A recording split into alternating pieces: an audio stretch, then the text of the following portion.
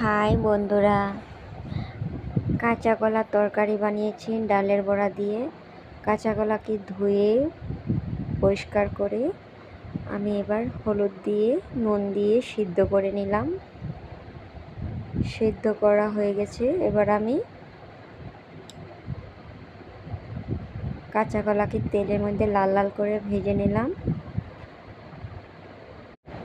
নিলাম। লাল লাল করে ভাজা হয়ে গেছে। এবার আমি উঠিয়ে নিলাম। এখানে ডালের বড়া বানাচ্ছি। ডাল, পেঁয়াজ দিয়ে, কাঁচা লঙ্কা, নুন, হলুদ দিয়ে ভেজে নিলাম।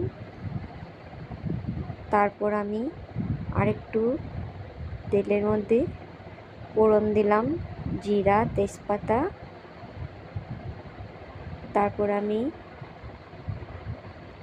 আদা, কাঁচা লঙ্কা, পেঁয়াজ, রসুন, টমেটো পেস্ট করে ভেজে নিলাম।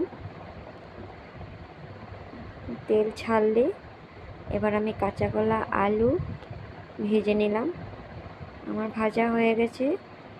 এখন আন্দাজ মতন জল দিয়ে দিলাম। তারপর আমি ডালের বড়াগুলো দিয়ে দিলাম ঝোলে। এবার আমি ঝোলটা হয়ে গেলে গরম মশলাও দিয়ে দেব। গরম মশলা দিয়ে দিলাম। তারপর নামিয়ে নিলাম। রেডি আমার কাঁচা কলা আলুর তরকারি। এখানে ভাত বসিয়েছি। Tata, bye bye.